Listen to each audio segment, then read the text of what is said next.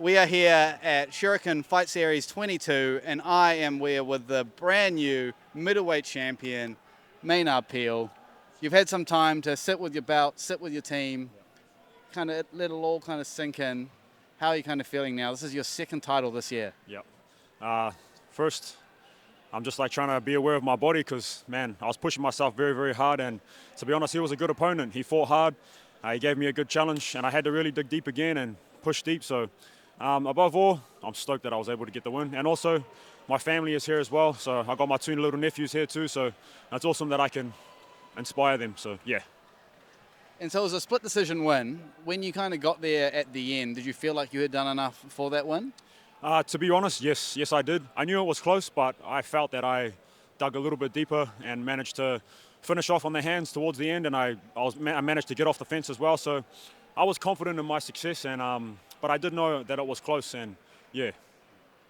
Because it looked like you really found your rhythm in the second and third. Yeah. In the first, you kind of kept having that jab come through, and then you just kept finding combinations and stuff in the second and third.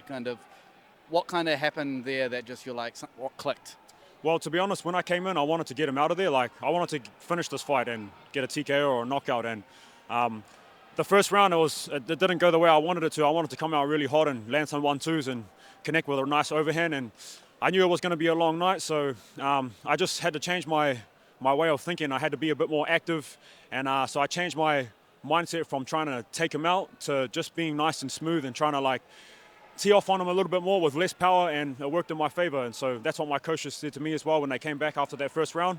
And we managed to be a bit more active and got the job done. Speaking about digging deep, you did a masterful kind of back escape to stand up, but once you were up, you didn't really push forward after that. So did that kind of empty the gas tank just getting to the feet? Yeah, for sure. You know, he was very strong. I mean, look at the guy. He's got muscles popping out of his face. So, so you know, like in his over-under position, he was very strong. He had a good clinch as well. And so I had to be a bit more finesseful and like kind of use his momentum against him. And so every time I got back up, I was definitely like, yeah, I felt out of it, you know. But that's when you got to dig down deep to the dog, and my heart was there for me, so yeah. So you're now a bit of a TV star. You were just one of the 3 people On the Brink was following. And there was a moment in On the Brink during, Eugene was talking about during your Hex title fight that you kind of needed to be less of an athlete and more of a fighter. So do you kind of feel like, even with this fight as well, that's kind of the part that you're developing on yourself now? Yeah, 100%. And that's like not being so critical on my technique. And just going out there, and it doesn't all have to be perfect, you know?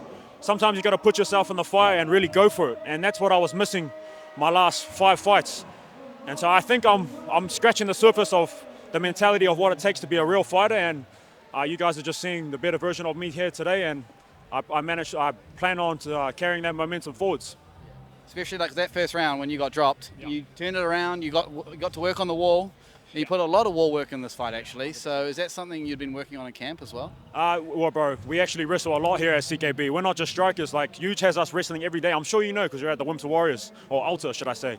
And, yeah, like, it's cool that I was able to overcome that adversity. I mean, he caught me good, and that just shows I managed to come back stronger. And here we are standing with the belt, and I just feel so much relief. I'm so proud of, like, you know, what I can do for myself and for my family. So, yeah, I'm just stoked, bro. I'm so happy, and I just want to have a good feed and spend time with my family and just, you know, talk about this fight, and yeah. So you taking the whole Christmas, New Year period off to kind of relax? Absolutely not. I'm straight back to the gym, figure out where we can be better, and because these are the times where you're like, your mentality is like on a higher frequency, so it's like easier to learn, you know? You have that much more confidence, especially when you go straight back to the gym, you're on another level, you know? So I think it's important that you carry that forwards, and that's the best time to learn in my opinion, especially if you come off injury-free. So that's what I'll be doing. I'm actually heading to Thailand after this, so I'm going to get some training over there, so yeah. When's after this? When are you going to Thailand? Monday. Oh, so you're not going to be here for my fight? Well, I'll be there on the live stream, bro. I'll be there on the live stream for sure, my brother. You're meant to be in my corner, mate. I got you, bro. They're in spirit, for sure. Well, thanks for stopping by, bro. Congratulations on your win. Have a great time in Thailand, and we'll see you at the next one.